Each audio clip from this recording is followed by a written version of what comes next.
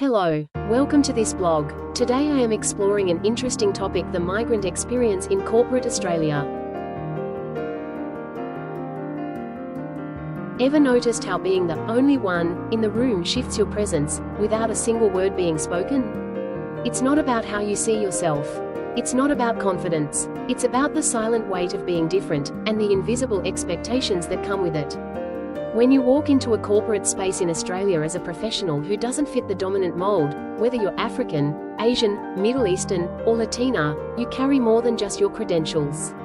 You bring your accent, your heritage, your silence, your fire, and a story that's rarely asked for, but always present.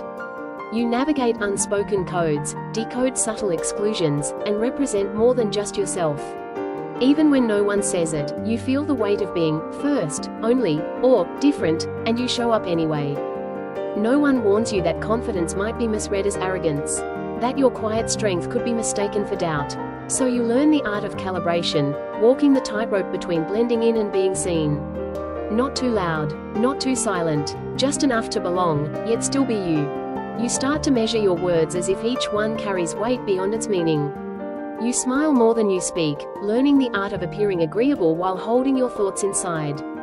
You speak less, not because you have nothing to say, but because the wrong word could make you different in ways you're not ready to explain. You soften your tone, adjust your laughter, even pause mid-sentence to let it feel safe for others. You learn the rhythm of meetings, when to speak, when to nod, when to remain quiet.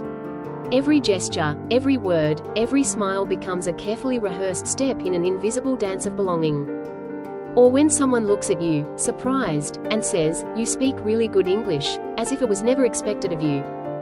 No one tells you that code switching becomes second nature, that you'll trim your words, dilute your accent, soften your tone to sound safe. You'll shape-shift to fit in, until one day, you pause and ask yourself, who taught me that being myself was a risk? And who, exactly, am I shielding from it? Who am I trying to protect? For many of us, arriving in Australia isn't just a journey, it's a quiet act of courage. We come with dreams taller than our visas, carrying hopes stitched into suitcases and stories no one asked to hear. We study harder than most, work longer than expected, and pray our accents don't become barriers. We laugh louder than we feel, just to prove we belong. We celebrate wins in silence, because our success often goes unseen. But still, we rise. Not for applause, but for the promise we made to ourselves when we first stepped off that plane. You begin to hear it, the unspoken hierarchy of accents. Some accents unlock opportunity, others invite polite curiosity, then quiet dismissal. And even though you speak the same language, you find yourself constantly translating, not your words, but your worth. Hoping they'll hear your brilliance beneath the syllables they don't expect. But it's not all heavy. Sometimes, you find yourself in rooms that feel like possibility. There's beauty in the in-between, where your story meets respect. There's pride in walking hallways your parents once only dreamed of. And there's quiet power in knowing your lived experience adds a layer no textbook ever could.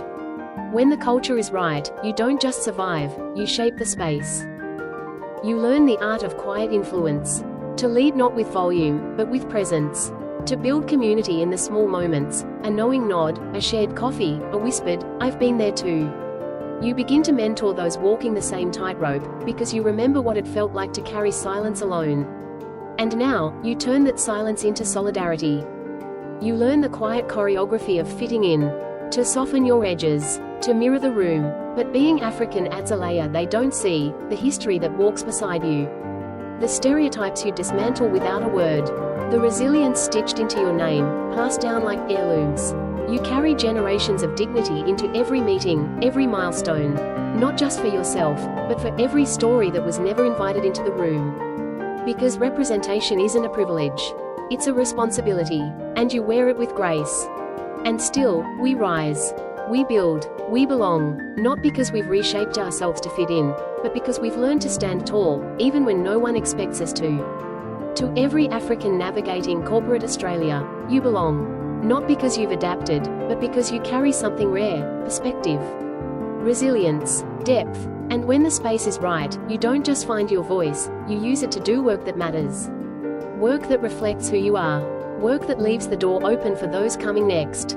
This is Modern Migrant. where we talk about what no one tells you. In the next episode, I will talk more about my experience. The big end of town isn't always built for difference, but when it is, the impact of diverse voices is undeniable. Subscribe for more reflections, truths, and silent victories.